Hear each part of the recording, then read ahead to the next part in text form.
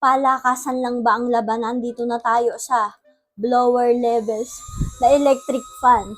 Opo. Pwede na po siya maging blower. Grabe naman yan. Lamig! O, diba? Wala hawak-hawak yan. Ay, salamat. Nakabili na rin ako nitong mini blower. Char.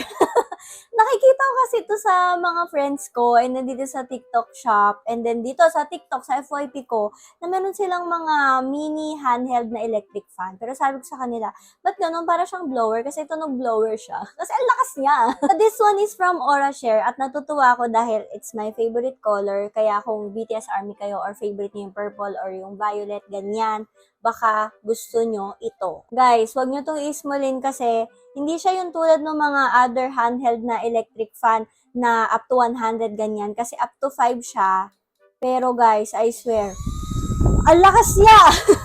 Hindi na makahinga. So ayan, look at my bangs. Iba na galaw niya. Ang lakas talaga, grabe. Akala ko nga sabi ko, pwede na ata itong pangtuyo ng buhok kasi grabe, ang lakas. Ayan, nagulo na yung buhok natin. Meron siya parang LED. Ayan nakikita kasi. Tapos ito yung battery niya. So, up to 4 yung battery niya. And then, ayan, may bilang siya. O, diba? 3, 4, and 5. Ang maganda dito, pwede mo siya pag ganyan, And then, pwede rin siya kabilang side, like ganyan. Sa sobrang lakas ito, pwede na ako makagawa ng MV o kaya yung mga wind effect sa TikTok. Hindi ka matatakot na baka malaglag siya or matumba siya sa lamesa kasi ayan stable naman siya dyan, nakababa siya. Same din naman kapag nakaganyan, o diba? Oo.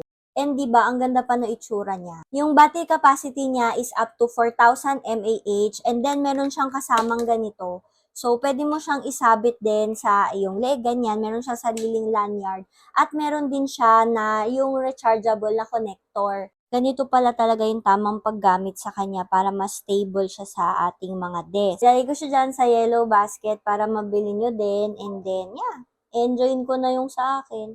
Sasabit ko na siya dito sa aking leeg para madadala ko siya kung saan-saan. Ayan. O, diba? Okay. Dalawa pala siya. Ganito, guys. Ito na siya, guys. Pwede rin siya sa may leeg. Ang galing!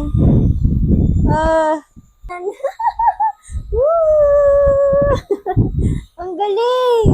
Lamig.